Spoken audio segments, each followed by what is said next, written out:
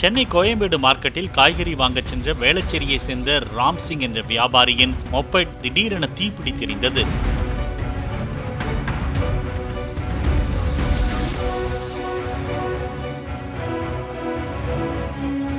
Market ஓரமாக வாகனத்தை நிறுத்திவிட்டு காய்கறி வாங்க சென்ற போது தீ பற்றியதாக கூறப்படும் நிலையில் தீயணைப்பு வாகனம் வருவதற்குள் அங்கிருந்தவர்களை தீயை அணைத்தனர். இருந்தும் வாகனம் முற்றிலுமாக எரிந்து கருகியது.